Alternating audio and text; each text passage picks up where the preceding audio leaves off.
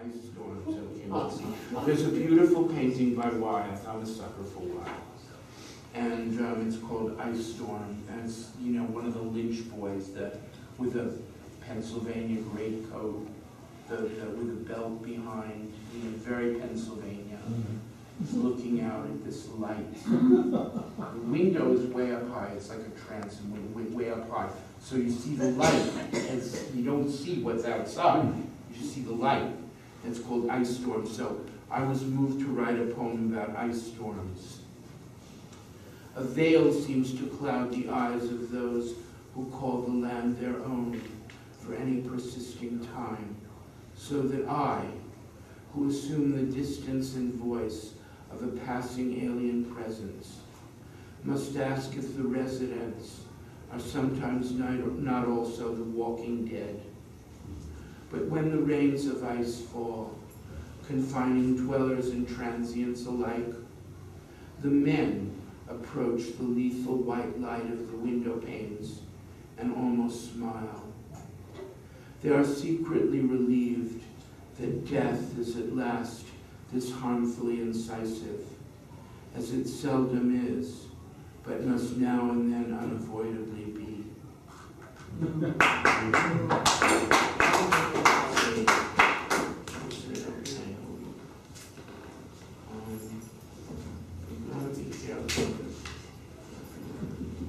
Question. Yes?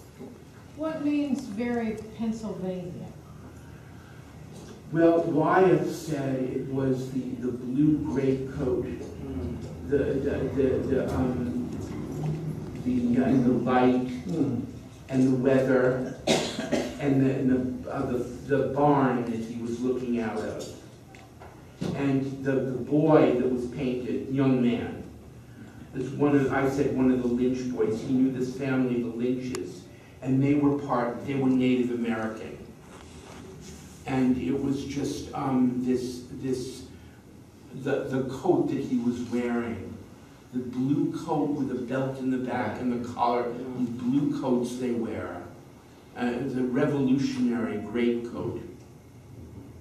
And it's just the style in Pennsylvania. This is all Bucks County. You get to know this when they were bad, the Wyeths. I don't know if you know. NC or Andrew? Of a certain era or a certain age? This is the 60s, the 60s, the 70s, United States. They were bad, like they knew the Eisenhowers, and they would ride around naked on motorcycles. Very, very Sounds bad. like the Kennedys. Yeah, very bad boys. Very bad boys.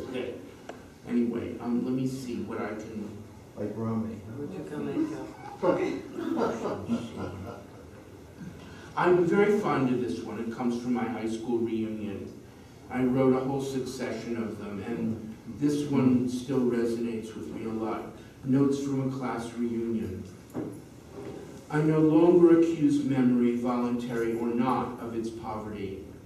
Neither do I deliberately retain memories of that by now distant time, because the heart, which I have seen mimicked by an opening and closing hand, is yet not a fist. Soon I may have no memory left at all of our years together, and this place I associate with the past will come to seem as strange as it really is. I have watched myself become a stranger in this, my restless and migratory land. I have come back to you with a face that openly repents of the blindness and deafness that I was. This time, I am ready to be attentive, O brave new world.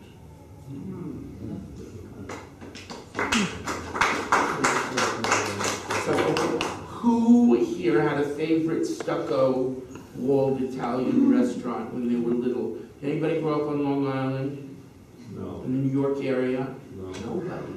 No. Well, oh boy. Well, we had all these stucco family Italian restaurants all over Long Island. There were family places with like Victor's on Polk Street, imitation vines. Oh, yeah.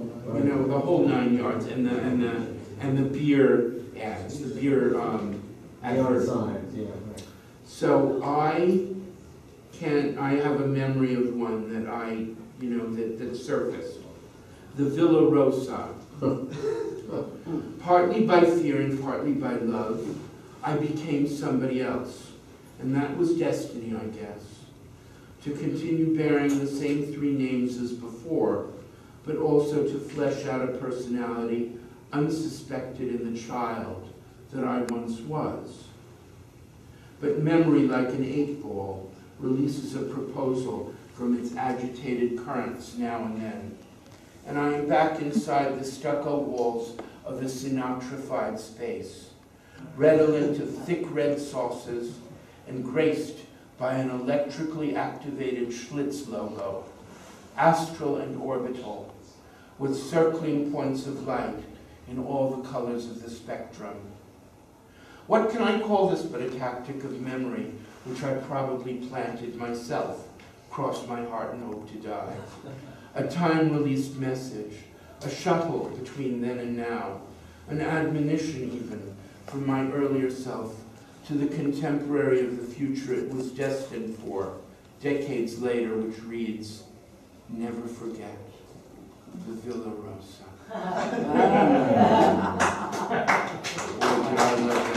Two more. Meatball can, all right, 2 more. 2 more, so we'll do 2 more. Say, enjoy that. Enjoy that. Okay. 14. Just, yeah. Okay. Of Los Angeles and Rowan G. So if who here has not flown over LA at night?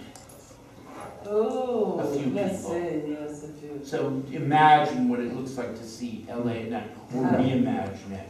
It's Baudrillard wrote in his book on Amérique, rien n'égale le survol de Los Angeles la nuit. Nothing equals flying over LA at night. That's, I mean, I once was sitting on a Southwest plane, and some kids from Australia boarded the plane with their scout guide. And I was sitting by the window, so we were rapidly getting closer to Palos Verdes. I could tell. I know every stone in the road by now. So I said, switch places with me, because you're going to do something you're never going to forget as long as you live. The kid was from Adelaide, Australia, right? So I said, where you're from isn't small, but wait till you see this. So, you know, the kid who just left the plane, like, anyway, this is about a comparison.